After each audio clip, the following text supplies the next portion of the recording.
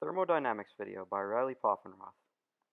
We will be discussing current and past technologies used to transform energy from one form to another, and identifying the process of trial and error that led to the invention of these engines. The internal combustion engine.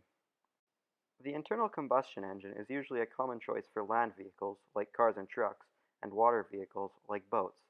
There are four versions of the internal combustion engine, including two-stroke, four-stroke, and six-stroke engines. There is also an uncommon Wankel rotary engine. You mostly see this engine fueled with natural gas or petroleum. A more eco-friendly way of fueling is coming about with biodiesel and bioethanol. Although uncommon, they are on the up and up. This engine utilizes an intake, compression, combustion, also known as the power stroke, and exhaust for getting rid of the excess energy stage.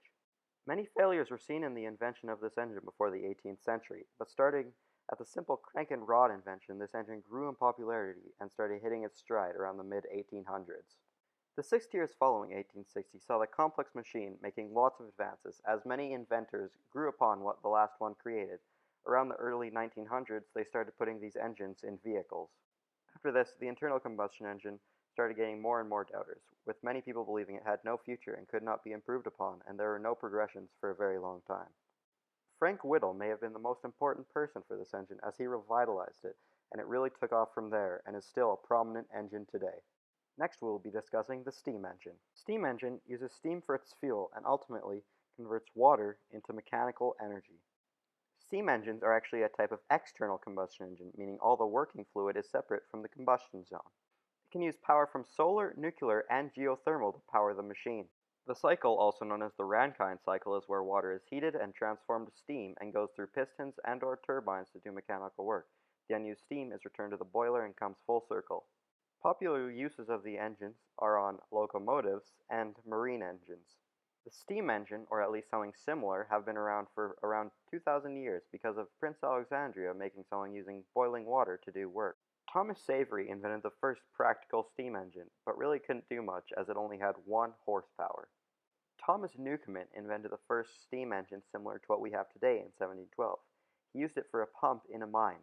Many failures led to a breakthrough by James Watt in 1781, who created a 10-horsepower engine, which opened the door to possibilities of what the engine could be used for. After this, there really weren't many big leaps, as it has slowly progressed to an efficient machine that has quite a bit of horsepower. Now we'll be looking at the electric engine. The electric motor converts electricity into mechanical work. There's oddly a reverse cycle that converts mechanical work into electricity. This is done by an electrical generator. Electric motors run because of the interaction between two magnets. This generates force within the motor. The electric engine is everywhere you look, from appliances such as dishwashers and dryers, as well as in vehicles. An example of this is the Tesla.